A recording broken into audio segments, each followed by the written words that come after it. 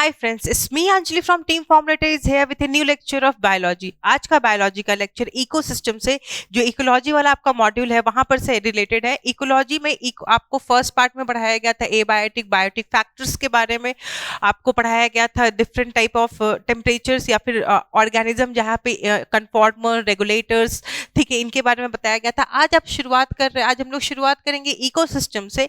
Ecosystem क्या है, ecosystem में क्या क्या इंपॉर्टेंट चीजें हैं उसके बारे में हम लोग पढ़ेंगे, ठीक है। तो इकोसिस्टम है क्या? इकोसिस्टम एक ऐसा फंक्शन यूनिट है नेचर का जहां पे लिविंग ऑर्गेनिज्म जो है वो इंटरेक्ट करते हैं एक दूसरे से और इंटरेक्ट करते हैं अपने फिजिकल एनवायरनमेंट। फिजिकल एनवायरनमेंट मतलब टेम्परेचर, सॉइल, वाटर, एयर, सब कुछ। ये क्या में आ जाता है? फिजिकल। आपका जो भी आपका एनवायरनमेंट आप आसपास देख रहे हो, तो आप अपने आसपास में क्या देखते हो? आप जल देखते हो, ठीक है, पानी देख रहे हो, आपका टेम्परेचर आसपास आप देख रहे हो कि हाँ टेम्परेचर बढ़ रहा है, घट रहा है, ठंड है, गर्मी है, बरसात है, ठीक है, एयर, एटमोस्फेयर, ठीक है।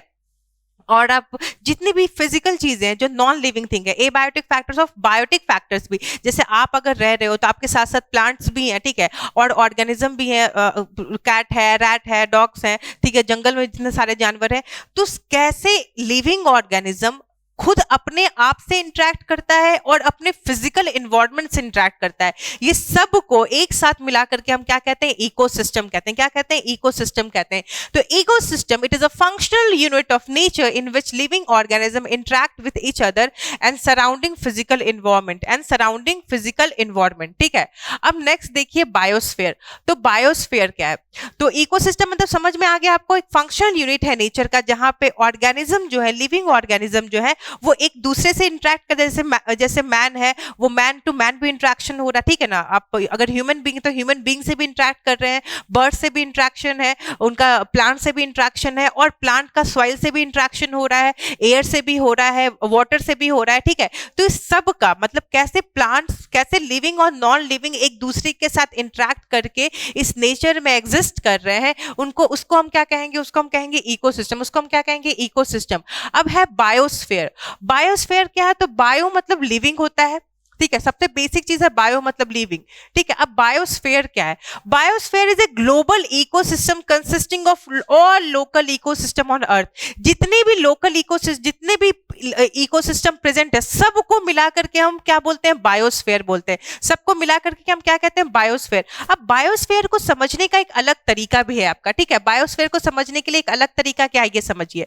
जैसे तीन चीजें होती है, लिथोस्फीयर, ये लिथोस्फीयर है, ये आप मान लो एटमोस्फेयर है, और ये हाइड्रोस्फीयर है, ठीक है। लिथोस्फीयर मतलब सॉइल, रॉक्स, माउंटेन, जितना भी आपको लैंड फॉर्म्स दिख रहे हैं वो सब क्या क्या? लिथोस्फीयर में। लिथो मतलब स्टोन, स्फीयर मतलब ग्लोब, ठीक है, स्फीयर मतलब वो जहां पे है। तो लिथोस्फीयर। एटमोस्फेयर मतलब गैसेस, ठीक है, एटमोस्फेयर मतलब गैसेस वाला पूरा, और हाइड्रोस्फीयर मतलब वाटर। ये तीनों एक पॉइंट पे इंटरेक्ट करते हैं। जैसे अभी अर्थ है, तो अर्थ पे कहाँ पे लोग रह पाते हैं? वैसा जगह पे रह पाओगे? कोई भी रह पाएगा, कोई ऑर्गेनिज्म रह पाएगा जहां पे एयर तो बहुत ज्यादा, ऑक्सीजन बहुत सारा है, लेकिन वहां पे सॉइल नहीं है, वहां पे वाटर नहीं है, ऐसी जगह पे तो नहीं रह पाओगे। कहीं पे वाटर बहुत सारा है, फ्रेश वाटर है, कोई दिक्कत नहीं है, लेकिन वहां पे क्या है? वहां पे सपोर्ट करने के लिए, प्लांट सपोर्ट करने के लिए, वेजिटेशन सपोर्ट करने के लिए कुछ नहीं है, और वहां पे ऑक्सीजन नहीं है, तो क्या वहां पे लाइफ एग्जिस्ट करेगा? नहीं करेगा। और अगर कहीं पर सिर्फ आपका लिथोस्फेयर है, मतलब कहीं पे सिर्फ आपके माउंटेन्स है, लैंड फॉर्म्स है, ठीक है ना, वहां पे भी एग्जिस्ट अगर लाइफ कर पाएगा? नहीं। तो लाइफ कब एग्जिस्ट करता है? जब तीनों तीनों स्फीयर का एक उचित समन्वय बनता है, एक ऐसा पॉइंट बनता है जहां पे तीनों चीजें हैं, मतलब सॉइल भी है, लैंड फॉर्म्स भी है, वाटर भी है, और आपका एयर भी है। तो उस पॉइंट को हम क्या बोलेंगे? बायोस्फीयर कहेंगे। उसको क्या कहेंगे? बायोस्फीयर कहेंगे, ठीक है। अब यहाँ पे बायोस्फीयर क्या? सारे इकोसिस्टम का मिला करके जो ग्लोबल इकोसिस्टम बनता है उसको मिला करके हम क्या कहेंगे? बायोस्फीयर कहते हैं। अब टाइप ऑफ इकोसिस्टम समझिए। टाइप ऑफ इकोसिस्टम है एक्वेटिक इकोसिस्टम, टेरेस्ट्रियल इकोसिस्टम। दो टाइप का इकोसिस्टम है। एक्वेटिक इकोसिस्टम क्या है? फॉरेस्ट, ग्रासलैंड, डिजर्ट, ये सारे में क्या में आएगा? एक्वेटिक, सॉरी, टेरेस्ट्रियल, सॉरी ये थोड़ा उल्टा हो गया, ठीक है।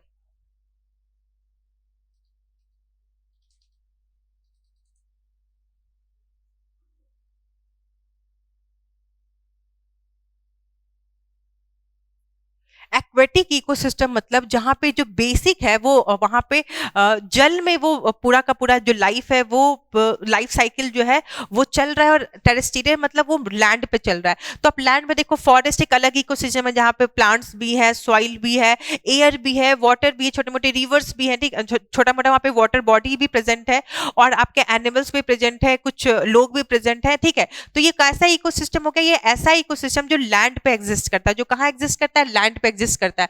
तो फॉरेस्ट, ग्रासलैंड, डिजर्ट। एक्वेटिक में पॉन्ड्स हो गया, लेक हो गया, वेटलैंड हो गया, रिवर हो गया, सी हो गया, सारा का सारा एग्जाम्पल कैसा है? एक्वेटिक का एग्जाम्पल है। अब इकोसिस्टम पे आइए, ठीक है। इकोसिस्टम से हमने शुरुआत की थी, यहाँ पे बेसिक पढ़ा। अब इकोसिस्टम आइए, स्ट्रक्चर और फंक्शंस क्या क्या है। तो सबसे पहले स्ट्रक्चर में देखिए, इकोसिस्टम का स्ट्रक्चर दो मेजर कंपोनेंट है इकोसिस्टम का, बायोटिक और एबायोटिक। बायोटिक और एबायोटिक, ठीक है। बायोटिक और एबायोटिक दो फैक्टर्स हैं इकोसिस्टम के स्ट्रक्चर से। बायोटिक फैक्टर्स में जितने भी लिविंग ऑर्गेनिजम्स आते हैं इकोसिस्टम में, ठीक है, जितने भी लिविंग ऑर्गेनिज्म आते हैं इकोसिस्टम में, वो उसको क्या बोलेंगे? वो बायोटिक फैक्टर ऑफ इकोसिस्टम है, ठीक है। वो क्या है? वो बायोटिक फैक्टर ऑफ इकोसिस्टम है। और एबायोटिक फैक्टर इकोसिस्टम में जितने भी नॉन लिविंग थिंग्स है, लैंड है, वाटर है, एयर है, ठीक है, माउंटेन्स है, सॉइल्स है, जितना भी कुछ नॉन लिविंग है, ठीक है, तो उसको हम क्या कहेंगे? उसको एबायोटिक फैक्टर कहेंगे। तो स्ट्रक्चर ऑफ इकोसिस्टम में क्या है? स्ट्रक्चर ऑफ इकोसिस्टम में दो स्ट्रक्चर, मतलब दो इसके कंपोनेंट्स हैं। पहला बायोटिक फैक्टर, दूसरा एबायोटिक फैक्टर। बायोटिक फैक्टर में जितने भी लिविंग ऑर्गेनिज्म है, चाहे वो प्लांट्स हैं, एनिमल्स हैं, ह्यूमन बींग्स हैं, आपके टेरेस्ट्रियल ऑर्गेनिज्म है, एक्वेटिक ऑर्गेनिजम्स हैं, जितने भी ऑर्गेनिजम्स हैं, वो सब में क्या में आएंगे? बैक्टीरिया, वायरसेस, सब किस में आएगा? आपके बायोटिक में। और एबायोटिक में क्या आएगा? Sunlight, humidity, wind, water, land, सब कुछ किस में आएगा? एबायोटिक में। अब यहाँ पे देखिए, फॉलोइंग फैक्टर्स जो है वो इंपॉर्टेंट रोल निभाता है कि इकोसिस्टम फंक्शन करता है एक यूनिट की तरह। यहाँ पे फर्स्ट पॉइंट ही लिखा गया था, इकोसिस्टम फंक्शनल यूनिट है नेचर का। क्या है इकोसिस्टम? फंक्शनल यूनिट है नेचर का। तो फॉलोइंग फैक्टर्स इंपॉर्टेंट है किसी भी इकोसिस्टम को फंक्शन करने के लिए, एज अ यूनिट में फंक्शन करने के लिए इंपॉर्टेंट है। तो प्रोडक्टिविटी फर्स्ट पॉइंट है, 4 पॉइंट है, 4 फैक्टर्स हैं जो भी किसी भी इकोसिस्टम को एज अ यूनिट फंक्शन करने में हेल्प करता है। फर्स्ट पॉइंट है प्रोडक्टिविटी, सेकंड है डिकम्पोजिशन, थर्ड है एनर्जी फ्लो, फोर्थ है न्यूट्रिएंट साइकिल। न्यूट्रिएंट आपको प्रोडक्टिविटी में देखना है कि क्या क्या इकोसिस्टम में प्रोड्यूस हो रहा है, ठीक है। डिकम्पोजिशन क्या है? जैसे कोई एक बहुत, मान लो कोई इंसान मरता है, ठीक है, या कोई जानवर मरता है। अब देखते हो, अगर वो जानवर वहीं पे मरा हुआ छूट गया तो वो धीरे धीरे वो सड़ता है, फिर वो सॉइल में मिल जाता है, ठीक है। फिर वो सॉइल में वो जो न्यूट्रिएंट्स मिलते हैं वो डिकम्पोज होते हैं, ठीक है। तो इसको डिकम्पोजिशन बोलते हैं। इसको क्या बोलते हैं? डिकम्पोजिशन। बड़ा मॉलिक्यूल जब छोटे मॉलिक्यूल में टूटता है, ठीक है, और वो फिर से नेचर में आकर के मिल जाता है, उस पार्ट को हम क्या कहेंगे? डिकम्पोजिशन। एनर्जी फ्लो, कैसे एनर्जी फ्लो होता है? कैसे प्लांट फूड बनाता है? कैसे प्लांट का फूड कोई रैट खाता है, रैट को कैट खाती है, कैट को फिर कोई बड़ा जानवर खाता है, और कैसे एनर्जी फ्लो होता है? कैसे प्लांट से हमें एनर्जी मिलती है? तो जो एनर्जी का फ्लो है वो कैसे होता है, ठीक है। तो एनर्जी फ्लो पढ़ना है। और फोर्थ है न्यूट्रिएंट साइकिल, जैसे कार्बन है, ठीक है, नाइट्रोजन है, फॉस्फोरस है, तो इन सब का साइकिल चलता है। कार्बन जो है वो प्लांट कार्बन को लेता है, फिर हम लोग कार्बन को लेते हैं, फिर हम लोग कार्बन को एक्सक्रीट आउट करते हैं। वैसे नाइट्रोजन के साथ भी होता है, प्लांट यूज करता है, फिर प्लांट से उसको कुछ बैक्टीरिया यूज करते हैं। तो कैसे न्यूट्रिएंट जो है वो पूरे के पूरे इकोसिस्टम में फ्लो करता है, वो चीज हम लोगों को पढ़ना है न्यूट्रिएंट साइक्लिंग में, ठीक है। तो हम फर्स्ट पॉइंट देखेंगे आज। हम फर्स्ट पॉइंट से के बारे में चर्चा होगी, प्रोडक्टिविटी के बारे में कि प्रोडक्टिविटी क्या है, टाइप्स क्या होता है प्रोडक्टिविटी का, ठीक है, इस पे चर्चा करेंगे। तो अभी तक आपने क्या सीखा? इकोसिस्टम एक यूनिट है, फंक्शनल यूनिट है नेचर का। सेकंड में आपने क्या देखा?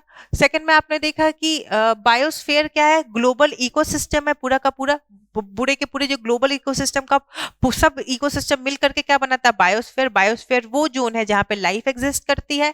टाइप ऑफ इकोसिस्टम में हमने मुख्यतः 2 इकोसिस्टम देखे हैं, टेरेस्ट्रियल इकोसिस्टम और एक्वेटिक इकोसिस्टम। टेरेस्ट्रियल इकोसिस्टम है फॉरेस्ट, ग्रासलैंड, डिजर्ट, ठीक है, ये है। और आपका एक्वेटिक में क्या है? Pond, lake, wetland etcetera. Ecosystem का स्ट्रक्चर और फंक्शन में देखा हमने, कंपोनेंट देखे हैं, बायोटिक फैक्टर्स और एबायोटिक फैक्टर्स, 2 फैक्टर्स होते हैं, और 4 फैक्टर्स हैं जो किसी भी इकोसिस्टम को फंक्शन करने में हेल्पफुल होते हैं, फंक्शन करते हैं एज अ यूनिट। तो प्रोडक्टिविटी, डिकम्पोजिशन, एनर्जी फ्लो और न्यूट्रिएंट साइक्लिंग, ठीक है। फर्स्ट पॉइंट देखते हैं प्रोडक्टिविटी। फर्स्ट पॉइंट क्या है? देखते हैं प्रोडक्टिविटी। प्रोडक्टिविटी में किसी भी इकोसिस्टम में कांस्टेंट सोर्स ऑफ एनर्जी चाहिए होती है, ठीक है। बेसिक रिक्वायरमेंट है किसी भी चीज का। एज अ ह्यूमन हमारा भी बेसिक रिक्वायरमेंट क्या है, एनर्जी हमें प्रोवाइड होती है, ठीक है, हमें एनर्जी मिलनी चाहिए। तो किसी भी इकोसिस्टम का कांस्टेंट नीड क्या होता है, सोलर एनर्जी उसमें मिलनी चाहिए ताकि एनर्जी उसको मिल सके। वैसी एनर्जी से फिर वो प्रोडक्टिविटी, फिर प्रोडक्ट्स बनते हैं और उसके बाद चीजें आगे बढ़ती हैं। तो primary production, gross primary productivity, productivity, net primary productivity, ये सारे टर्म्स आपको पढ़ने हैं। इसमें आप देखिए कि क्या क्या चीजें हैं। प्राइमरी प्रोडक्टिविटी या प्राइमरी प्रोडक्शन, प्राइमरी प्रोडक्शन है कि जितना भी per unit area per unit time, एक किसी भी गिवन टाइम पे किसी भी पर यूनिट एरिया में कितना बायोमास प्रोड्यूस हो रहा है प्लांट के द्वारा फोटोसिंथेसिस की हेल्प से, किसी भी यूनिट एरिया में कितना बायोमास प्रोड्यूस हो रहा है एक गिवन टाइम में प्लांट्स के द्वारा। कौन से प्रोसेस में, फोटोसिंथेसिस, क्योंकि फोटोसिंथेसिस एक ऐसा प्रोसेस है जहां पे फूड बनता है, ठीक है। तो फूड जो बन रहा है, अमाउंट ऑफ बायोमास जो प्रोड्यूस हो रहा है एक यूनिट एरिया में गिवन टाइम में फोटोसिंथेसिस से, उसको हम क्या कहेंगे, उसको हम कहते हैं प्राइमरी प्रोडक्शन, जो कि एक्सप्रेस किसके टर्म में किया जाता है, वेट के टर्म में या एनर्जी के टर्म में, ठीक है। तो कहीं पे भी एक यूनिट एरिया में एक गिवन टाइम में जितना बायोमास प्रोड्यूस कर रहा है कोई प्लांट, ठीक है, फोटोसिंथेसिस के थ्रू, उसको हम क्या कहेंगे, प्राइमरी प्रोडक्शन। तो प्राइमरी प्रोडक्शन क्लियर हो गया। नेक्स्ट है प्रोडक्टिविटी। प्रोडक्टिविटी है रेट ऑफ बायोमास प्रोडक्शन, मतलब रेट अगर हो गया कहीं पे तो रेट मतलब क्या होगा, डिवाइडेड बाय टाइम। तो कहीं पे भी कितना बायोमास का प्रोडक्शन हो रहा है गिवन टाइम में, ठीक है, बाय डिवाइडेड बाय रेट, मतलब कितने टाइम में प्रोडक्शन हो रहा है, उसको हम क्या कहेंगे, प्रोडक्टिविटी। तो gram inverse square year inverse या kilo calorie metre inverse year inverse, इसमें उसको एक्सप्रेस किया जाता है, ठीक है। अब यहां पे देखते हैं ग्रॉस प्राइमरी प्रोडक्टिविटी। तो ग्रॉस मतलब क्या है, टोटल, ठीक है। ग्रॉस प्राइमरी मतलब rate of production of organic matter during photosynthesis, कितना फोटोसिंथेसिस में किस रेट से प्रोड्यूस हो रहा है बायोमास, उसको हम क्या कहेंगे, ग्रॉस प्राइमरी प्रोडक्टिविटी, ठीक है। ग्रॉस प्राइमरी प्रोडक्टिविटी किसको कहेंगे, जहां पर rate of production of organic matter during photosynthesis कितना प्रोड्यूस हो रहा है उसको हम क्या कहेंगे, gross primary productivity. Net primary productivity किसको कहेंगे, gross primary productivity minus respiration loss. जब प्लांट रिस्पायर करता है तो उसमें लॉस होता है एनर्जी का, तो ग्रॉस प्राइमरी प्रोडक्टिविटी से आप रेस्पिरेशन के लॉसेस को हटा दीजिए, तो जो नेट प्रोडक्टिविटी बचती है उसको हम क्या कहेंगे, नेट प्राइमरी प्रोडक्टिविटी। क्या कहेंगे, नेट प्राइमरी प्रोडक्टिविटी। उसके बाद आता है term secondary productivity. Secondary productivity क्या है, जो भी नया ऑर्गेनिक मैटर कंज्यूमर बनाता है, कंज्यूमर जैसे आप, हम, एनिमल्स, जितने प्लांट्स प्रोड्यूसर है, बाकी सब कोई क्या है, कंज्यूमर है। तो कंज्यूमर जो ऑर्गेनिक मैटर प्रोड्यूस करता है, ठीक है, उसको हम क्या कहते हैं, उसके रेट को क्या कहते हैं, किस रेट से वो कंज्यूमर प्रोड्यूस कर रहा है बायोमास को, ऑर्गेनिक मैटर को, उसको हम क्या कहेंगे, सेकेंडरी प्रोडक्टिविटी कहेंगे। उसको हम क्या कहेंगे, सेकेंडरी प्रोडक्टिविटी। तो productivity, primary production, productivity, gross primary productivity, net primary productivity और सेकेंडरी प्रोडक्टिविटी, ये बेसिक चार है। प्रोडक्शन क्या हुआ, कितना यूनिट एरिया में यूनिट टाइम में कितना बायोमास प्रोड्यूस कर रहा है कोई प्लांट। ग्रॉस प्राइमरी प्रोडक्टिविटी की रेट क्या है, प्रोडक्टिविटी मतलब किस रेट से ऑर्गेनिक मैटर प्रोड्यूस हो रहा है। नेट प्राइमरी प्रोडक्टिविटी मतलब रेस्पिरेशन लॉस के बाद कितना बच रहा है, और सेकेंडरी प्रोडक्टिविटी मतलब न्यू ऑर्गेनिक मैटर जो कंज्यूमर फॉर्म कर रहा है, ठीक है। तो यहां तक आपके लेक्चर में आपने क्या समझा, इकोसिस्टम क्या होता है वो समझा, बायोस्फीयर क्या होता है ये समझा, लिथोस्फीयर, हाइड्रोस्फीयर और एटमॉस्फेयर का जो बेसिक मीटिंग पॉइंट है, जहां पे वो एरिया जहां पे पूरा का पूरा लाइफ एग्जिस्ट करता है, उसको हम क्या कहेंगे, बायोस्फीयर। टाइप ऑफ इकोसिस्टम आपने देखा, एक्वेटिक और टेरेस्ट्रियल बेसिक है। स्ट्रक्चर इकोसिस्टम का आपने ये देखा, component, biotic component and abiotic component. उसके बाद फॉलोइंग फैक्टर जो कि इंपॉर्टेंट है इकोसिस्टम में फंक्शन करने के लिए यूनिट में, productivity, energy flow, decomposition, nutrient cycle. आज हमने प्रोडक्टिविटी देखा है, नेक्स्ट लेक्चर्स में हम डिकम्पोजिशन और एनर्जी फ्लो को एक साथ देखेंगे, और उसके बाद फिर लास्ट में आपका न्यूट्रिएंट साइक्लिंग पे आएंगे। तो आज के लेक्चर में यहीं तक। आई होप कि ये लेक्चर आपके लिए बहुत बेनिफिशियल हो, आपको इकोसिस्टम नेचर को समझने में और मदद मिले, और आपके लिए स्कोरिंग भी काफी साबित हो। Thank you. और सस्पेंड, हाइबरनेशन होता है विंटर स्लीप। हाइबरनेशन क्या होता है, winter sleep. Aestivation, summer slip. और सस्पेंड में क्या होता है ना कि जो अपने बॉडी के फंक्शंस को एकदम कम करते हैं, और क्या करते हैं वो जैसे ही फेवरेबल अनफेवरेबल कंडीशन आएगा वो स्पोर्ट्स में चले जाते हैं, और जैसे ही फेवरेबल कंडीशन आता है वो बाद में फिर क्या होते हैं, अपने नॉर्मल कंडीशन में आते हैं। इसका एग्जाम्पल है जू प्लैंकटन। इसका एग्जाम्पल क्या है, जू प्लैंकटन। विंटर स्लीप में क्या होता है, जब बहुत ठंड पड़ती है, जब थोड़ी ठंड पड़ती है तो आप देख क्या होता है ना, जो सांप वाप होते हैं ना, वो बिल्कुल बिल के अंदर चले जाते हैं, ठीक है ना, वो निकलते ही नहीं, अपना अपना बॉडी का फंक्शन एकदम लो कर लेते हैं, और कुछ खाना अपना जमा कर लेंगे ताकि उनको निकलने की जरूरत नहीं पड़े, क्योंकि वो इतनी ठंड को बर्दाश्त नहीं कर पाते हैं। और फिर वही होता है, जब ज्यादा ठंड पड़ने लगता है तो जमीन के अंदर का टेम्परेचर गिर चुका होता है, तो उनको लगता है कि अब जमीन के अंदर भी टेम्परेचर इतना कम हो गया है, तो अब क्या किया जाए, अब वो जमीन के ऊपर आने लगते हैं कि मे बी ऊपर जमीन का मतलब मे बी थोड़ा ठीक लगे, लेकिन जमीन के ऊपर तो टेम्परेचर और ज्यादा है। तो इसलिए आप देखते हो कि जब बहुत ठंड पड़ने लगती है कहीं, तो सांप वाप जो होते हैं ना वो मरे पाए जाते हैं, बाहर निकल के मर जाते हैं, क्योंकि उनको इतनी ठंड की आदत नहीं है। वो क्या करते हैं, वो हाइबरनेशन में तो चले गए थे, विंटर स्लीप में चले गए थे कि एक बार ठंड खत्म होगी तब बाहर बाहर आएंगे हम लोग, लेकिन ठंड तो खत्म हुई, ठंड और बढ़ गई, तो वो बर्दाश्त नहीं कर पाए, वो बाहर आए, तो वो ठंड की वजह से वो मर जाते हैं। वैसे ही जैसे इसमें स्नेक का आप एग्जाम्पल ले सकते हो, और स्नेल्स वगैरह जो होते हैं ना वो गर्मियों में वैसा करते हैं, ठीक है, उनको वो स्नेल्स जो होते हैं वो गर्मी में नजर नहीं आएंगे, क्योंकि बहुत उनको गर्मी बर्दाश्त नहीं होती, तो वो विंटर वो समर स्लीप में चले जाते हैं, वो अपने आप एक जगह चले जाएंगे, अपने बॉडी को बहुत इनएक्टिव कर लेंगे एनर्जी, ताकि लेस कंज्यूम हो, क्योंकि एनर्जी अगर कंज्यूम होगी तो उनको फिर एनर्जी गेन करने के लिए फूड लेना पड़ेगा ना, तो अपने बॉडी के फंक्शंस को मिनिमाइज करते हैं, और समर में क्या होते हैं कि एक ऐसी जगह पे चले जाते हैं जहाँ पे गर्मी कम हो, और वो अपने फंक्शंस को कम करके फिर जैसी गर्मियां खत्म होती है वो बाहर निकल जाते हैं।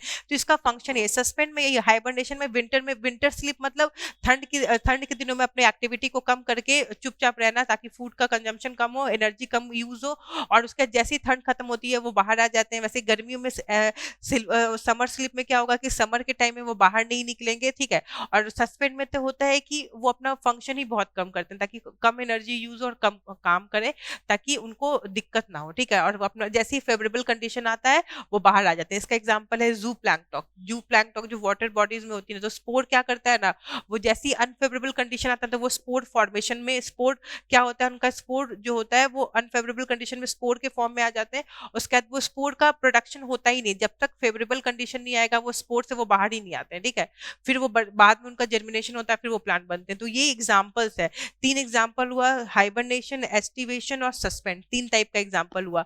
तो यहाँ पे आपका इकोलॉजी का बेसिक फर्स्ट क्लास यही है, इकोलॉजी कंसर्न है 4 लेवल से, जहाँ पे पहला ऑर्गेनाइजेशन ऑर्गेनिज्म है, दूसरा